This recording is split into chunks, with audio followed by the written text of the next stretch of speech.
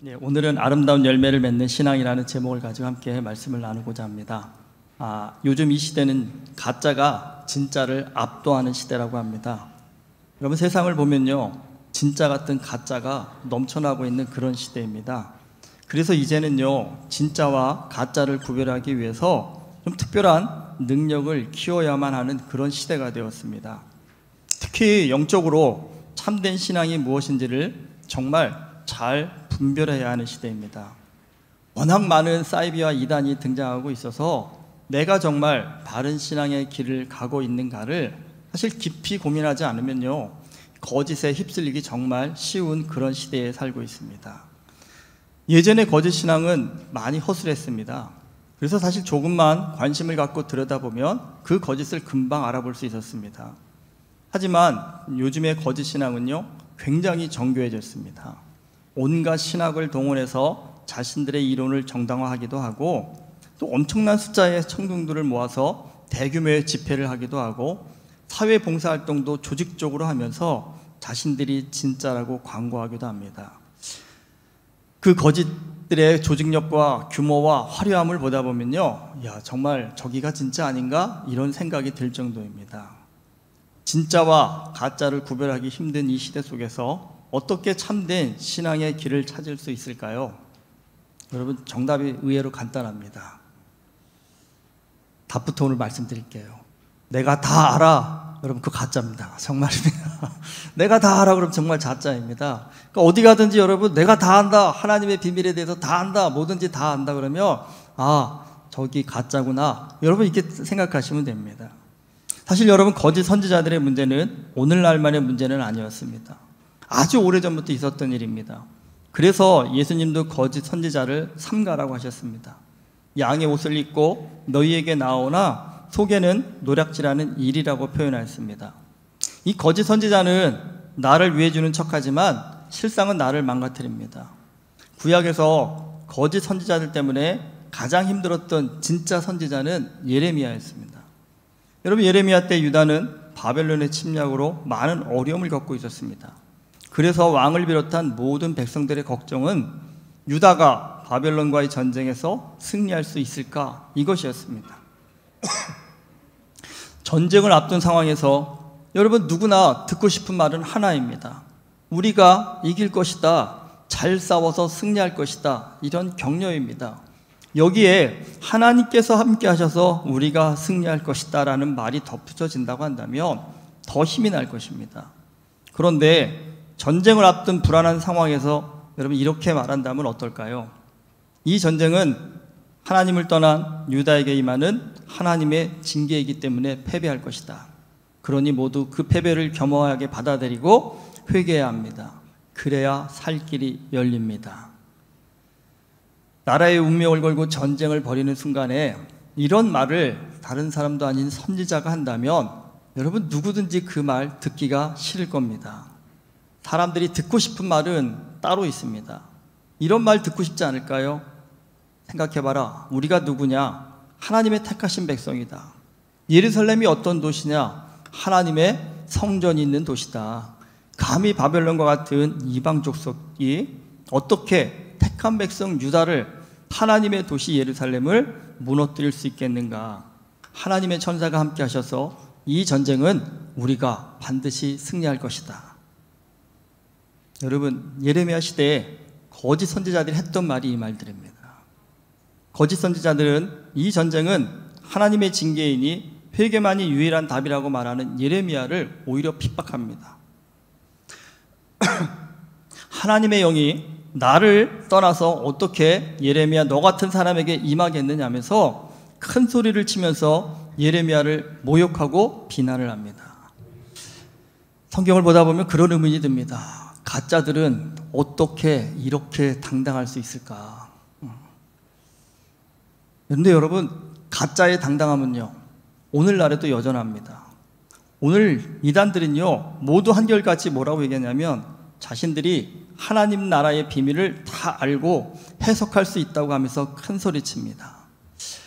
근데 이 말을 엄밀히 따져보시면요, 피조물인 인간이요, 창조주이신 하나님에 대해서 다 안다라는 것, 이게 정말 가능한 일일까요? 여러분, 그건 분명히 불가능한 일입니다. 이 참된 신앙이라는 것은요, 내가 하나님에 대해서 다 알아서 완벽해지는 것이 참된 신앙이 아닙니다. 하나님께서 무지한 우리에게 주신 성경의 말씀을 통해 우리 자신의 무지함과 어리석음 그리고 유한함을 깨닫고 전능하신 하나님 앞에 엎드려 은혜를 구할 때 구원을 받게 됨을 아는 것, 여러분, 이게 진짜 참된 신앙입니다. 하나님에 대해서 다 아는 것이 참된 신앙이 아니라 전능하신 하나님 앞에 나의 작음을 아는 것이 참된 신앙이라는 겁니다. 그렇기 때문에 여러분, 진짜 신앙인은요, 참된 신앙인은요, 다 알아라고 감히 큰 소리 치지 못합니다. 내가 다 안다고, 다 할 수 있다고 또 자랑하지도 않습니다. 뭐라고 얘기합니까? 나는 무지하고 연약하고 미련한 존재라고 말합니다. 그런 나에게 주신 하나님의 은혜에 감격하며 겸손한 마음으로 하나님의 뜻을 조금이라도 더 실천하기 위해서 노력하는 삶, 여러분, 그 삶이 진짜 참된 신앙입니다. 예수님은 나무의 열매를 보고 그 나무를 판단한다고 하십니다. 좋은 나무는 아름다운 열매를 먹고 못된 나무는 나쁜 열매를 맺는다고 하십니다. 그런데 이 간단한 말씀이 오늘 우리에겐 좀 혼란스럽습니다. 왜 그럴까요? 아름다운 열매와 나쁜 열매의 기준을 어디에 두느냐가, 이게 이 말씀을 분별하는 데 굉장히 큰 중심이기 때문입니다. 사람마다 어떻습니까, 여러분? 자기 기준이 다 있습니다. 보는 눈이 다 다릅니다. 이 말씀을 오늘 나한테 한번 적용해 보십시오. 나에게 아름다운 열매와 나쁜 열매의 기준은 무엇인가? 라고 물어본다면 여러분은 그 기준을 뭐라고 말씀하시겠습니까?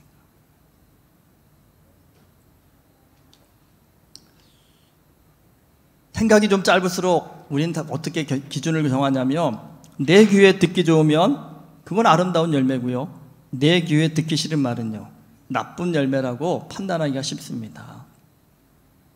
예레미야 시대 유다 백성들은 넌 잘 될 거야, 넌 괜찮아.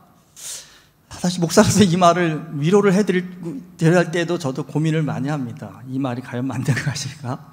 그러니까 듣기 좋은 말만 듣고 싶어 했습니다. 그들은요, 결국은요, 듣기 좋은 말만 듣고 따라가다가 그들은 더 큰 고통을 겪게 됩니다. 회개하라는 참 선지자, 좋은 열매를 맺으라는 예레미야의 말은 듣기 싫다며 거부했다는 겁니다. 여러분, 우리 인생을 좀만 돌아보셔도요, 나를 돌아보아서 자기 반성이 없는 인생은 결국은 어떨까요? 무너지게 됩니다. 하나님 앞에서요, 나의 죄를 회개하지 않고 무조건 잘 될 거야, 좋을 거야 라고 복만 달라는 신앙은요, 결국은 모래성처럼 허물어지게 됩니다. 우리가 하나님 앞에서 아름다운 열매를 맺는 신앙인이 되기 위해서는 여러분, 기준부터 잘 세워야 합니다. 우리는 지금 워낙 화려한 시대를 살다 보니까 보여지는 것에 너무 큰 영향을 받고 삽니다. 은혜교회 교인들은 그러시지 않겠지만, 사실 요즘 많은 분들이 교회를 선택할 때 그런 얘기 많이 들었습니다. 건물이 얼마나 좋은가, 우리 아이들이 얼마나 잘 뛰어놀고 안전할 수 있는 그런 곳인가, 건물 좋으면 좋은 교회라고 하십니다. 그리고 예배도 어떤 예배가 영감 있는 예배라고 하냐면, 성가대와 웅장한 오케스트라의 연주가 있어야 더 영감 있는 예배를 드렸다고 오해를 합니다. 그리고 요즘 많은 분들이, 어떤 분이 그 얘기를 하시더라고요. 자기가 유명한 목사님들의 설교를 얼마나 많이 들었는지 그걸 자랑하시더라고요. 듣다 보니까 자기도 유명한 목사님 수준이 됐다라고 착각을 하시더라고요. 근데 여러분, 설교를 그렇게 많이 들었다고 해서 그분이 과연 그 유명한 목사님과 같은 그런 영성 있는 분이 되실 수 있을까요? 사실 우리는 보여지는 것만으로 판단하기가 굉장히 쉽습니다. 그런데 오늘 예수님이 뭐라고 말씀하십니까? 22절에 보면, 많은 사람이 주의 이름으로 선지자 노릇을 하고 주의 이름으로 귀신을 쫓아내고 주의 이름으로 많은 권능을 행했지만 예수님은 그들을 향해 불법을 행하는 자들아 내게서 떠나가라고 하십니다. 여러분, 예언으로 미래의 일을 다 알아맞혔습니다. 귀신을 쫓아냈습니다. 병 고치는 권능을 행했습니다. 이런 사람 정말 대단한 사람 아닙니까? 그런데 예수님은 그런 사람을 향해서 뭐라고요? 불법을 행하는 자들이라고 하셨습니다. 도대체 그들이 뭘 잘못했기에 불법을 행했다고 말씀하실까요? 이유는 간단합니다. 하나님께서 주신 능력으로 그런 일을 행한 것임에도 불구하고 자신이 그 영광을 가로챘기 때문입니다. 여러분, 진짜 신앙인은요, 진짜 우리가 하나님을 믿는 사람이라고 한다면 믿음의 사람은 결코 사람에게 열광하지 않습니다. 여러분, 아무리 대단한 사람이라고 할지라도, 아무리 뛰어난 사람이라고 할지라도, 놀라운 기적을 행한다 할지라도 그 기적에 열광해서 누구누구 목사님 누구누구 하면서 추종하고 따르지 않는다라는 겁니다. 왜 그렇겠습니까, 여러분? 아무리 큰 능력을 행하는 사람도 하나님의 도구에 불과하기 때문입니다. 모든 영광은 오로지 하나님만 받으셔야 합니다.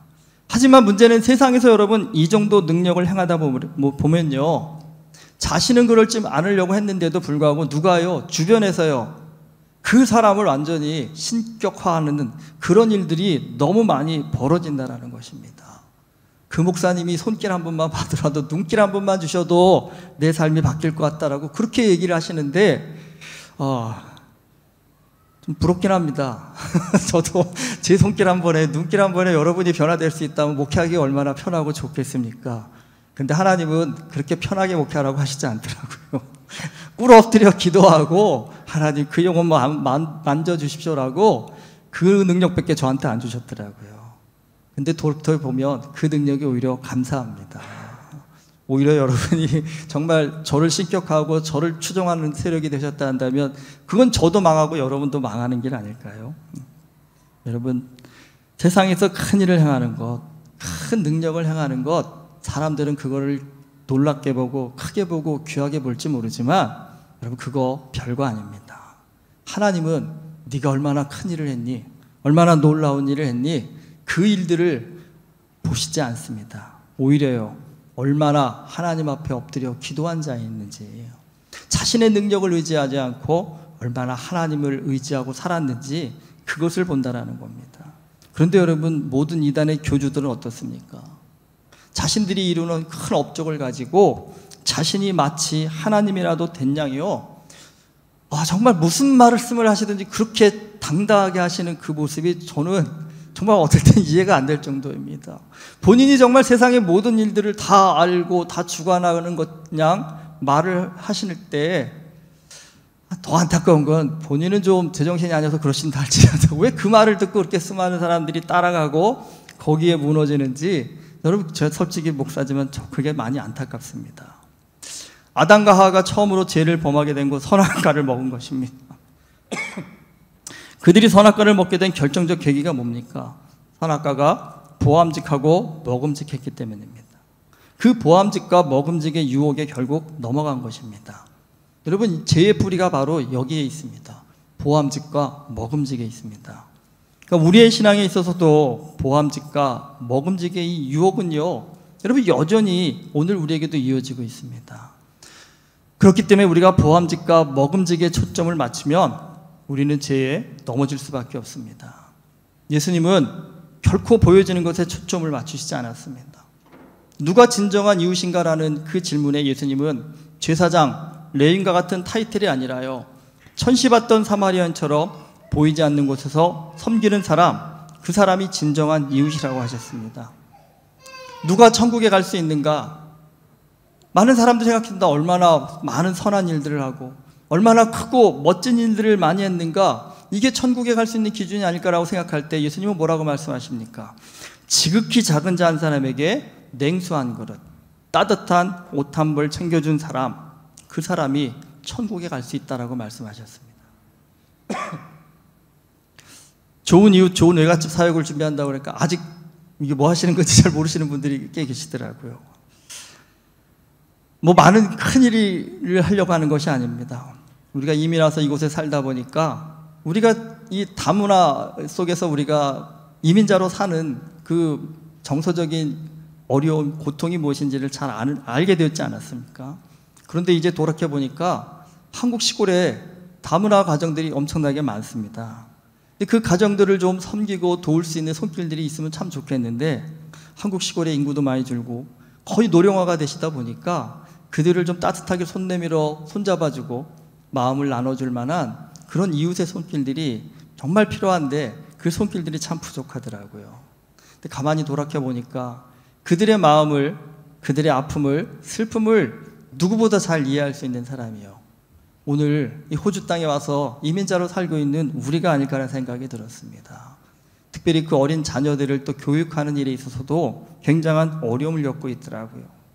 그 일에 우리가 좀 캄보디아, 중국, 다른 나라를 선교하는 것도 참 중요하겠지만 한국에 오히려 선교를 가는 것이 오늘 우리에게 주신 또 귀한 사명이 아닐까라는 그런 마음이 들어서 시작하게 되었습니다.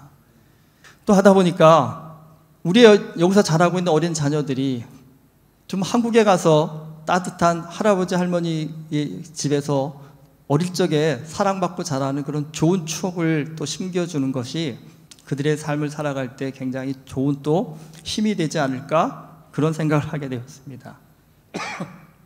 그래서 타이틀을 좋은 이웃, 좋은 외갓집이라고 세웠습니다. 이번에 한국에 가는 이유가 좀 그 사역을 위해서 좀 갑니다. 여러 곳을 좀 방문하기도 하고 여러 사람을 좀 만나서 협의해 보려고 합니다.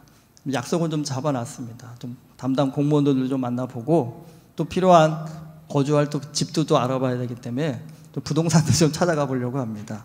어디 가서 우리가 좀 이 사역을 감당하면 좋을지. 그런데 여러분, 제가 정말 기대하는 것은 대단한 것을 꿈꾸지 않습니다.